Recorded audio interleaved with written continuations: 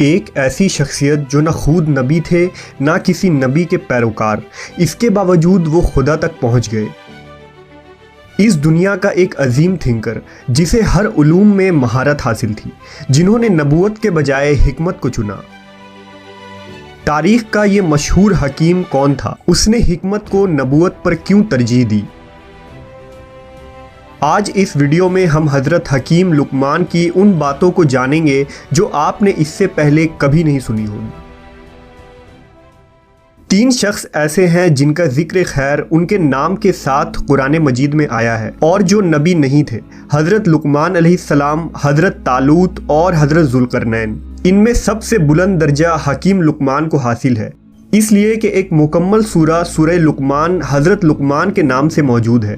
اس سورہ کا دوسرا رکوع حضرت لقمان کی نصیحتوں پر مشتمل ہے۔ آپ کی نصیحتیں اللہ کو اتنی پسند آئی کہ اللہ نے انہیں قرآن مجید کی آیتوں میں اتار دیا۔ حضرت لقمان نے فرمایا: اے میرے بیٹے، اللہ کے ساتھ عبادت میں دوسروں کو شریک مت کرنا، بے شک اللہ کے ساتھ دوسروں کو شریک کرنا گناہ عظیم ہے۔ اے میرے پیارے بیٹے، چاہے کوئی عمل رائی کے دانے کے برابر کسی چٹان میں یا پھر آسمان و زمین میں کسی بھی جگہ چھپا ہو، اللہ اسے تمہارے سامنے لے آئے گا، بے شک اللہ بڑی حکمت والا اور ہر شے سے واقف ہے۔ اے میرے پیارے بیٹے، نماز ادا کیا کرو، نیکی کا حکم دو اور برائی سے روکو۔ جو کچھ بھی تمہیں نیکی کے راستے میں بھگتنا پڑے، خندہ پیشانی سے برداشت کرو، بے شک یہ وہ عہد ہے جس کی تمہیں پاسداری کرنی ہے۔ اور لوگوں کے سامنے اپنی ناک اونچی مت کرنا، زمین پر کبھی اکڑ کر مت چلنا، بے شک اللہ تعالیٰ کسی مغرور اور شیخیاں بگھارنے والے شخص کو پسند نہیں فرماتا۔ اپنی رفتار معتدل رکھو اور اپنی آواز نیچی رکھو، کیونکہ تمام تر آوازوں میں سب سے بدترین آواز گدھے کی ہے۔ بہت سی حکایات اور سبق آموز واقعات میں بھی آپ نے حکیم لقمان کا نام تو سنا ہی ہوگا، لیکن بہت کم لوگ اس بات سے واقف ہیں کہ حضرت حکیم لقمان اصل میں کون تھے۔ دراصل زمانہ قدیم سے ہی حکیم لقمان کے اقوال اور نصیحتیں بہت مشہور تھیں، اور لوگ ہر علاقے اور ہر زمانے میں ان اقوال کو یاد کر کے اور سنا کر انہیں تاریخ میں زندہ رکھا۔ حکیم لقمان افریقی نسل تھے اور آپ کا تعلق سوڈان سے تھا۔ ایک روایت کے مطابق وہ حضرت ابراہیم علیہ السلام کے چچا کے اولادوں میں سے تھے اور حضرت ایوب علیہ السلام کے بھانجے یا خالہ زاد بھائی تھے۔ دوسری روایت سے پتہ چلتا ہے کہ آپ حضرت داؤد کے زمانے میں بھی موجود رہے۔ آپ افریقی نسل تھے اور ایک غلام کی حیثیت سے عرب آئے تھے۔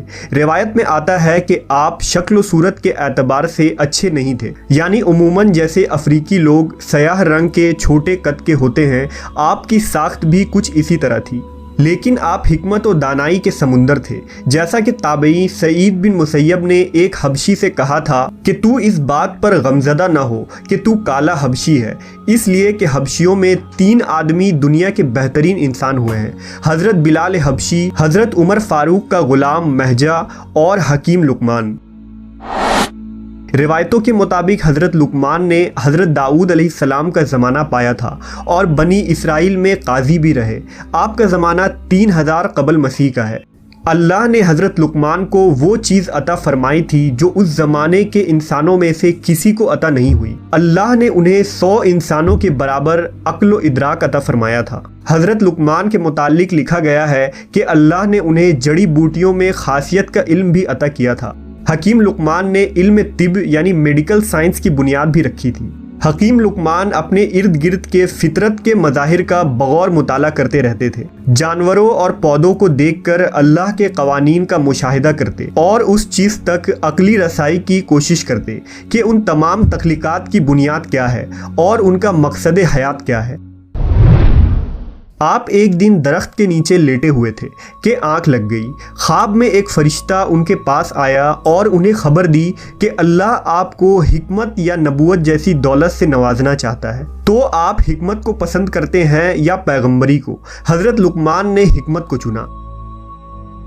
جب وہ بیدار ہوئے تو انہوں نے اپنے ذہن میں تیزی اور وسعت محسوس کی۔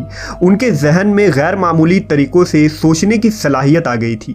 وہ ہر شے کو دیکھ کر اس کی روحانی کیفیت تک پہنچ جاتے تھے۔ آپ نے اپنے رب کا شکر ادا کیا اور اس نعمت پر اللہ کی حمد کی۔ اسی دوران بدقسمتی سے حضرت لقمان کو ایک قافلے نے گرفتار کر لیا اور انہیں کسی جگہ لے جا کر بطور غلام فروخت کر دیا۔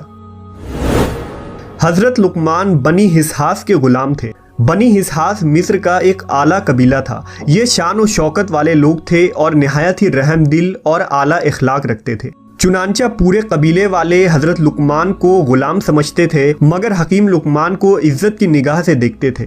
ان کا مالک ان کے فہم و فراست اور حکمت سے متاثر تھا اور ہر کام میں ان سے مشورہ کرتا تھا اور ان پر مکمل بھروسہ رکھتا تھا۔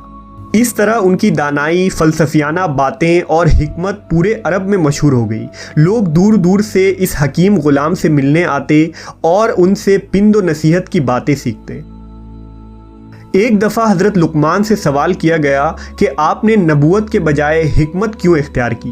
تو جواب دیا، اگر اللہ مجھے نبی بنا دیتا تو اور بات تھی، ممکن تھا کہ میں منصب نبوت کو نبھا جاتا، لیکن جب مجھے اختیار دیا گیا تو مجھے ڈر ہوا کہ کہیں ایسا نہ ہو کہ میں نبوت کا بوجھ نہ اٹھا سکوں، اس لیے میں نے حکمت کو ہی چنا۔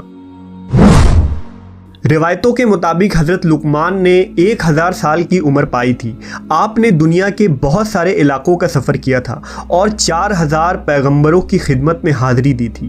آپ نے ان پیغمبروں کے مقدس کلاموں میں سے 8 باتوں کو چن کر یاد کر لیا تھا اور لوگوں کو اسی کی نصیحت کیا کرتے تھے۔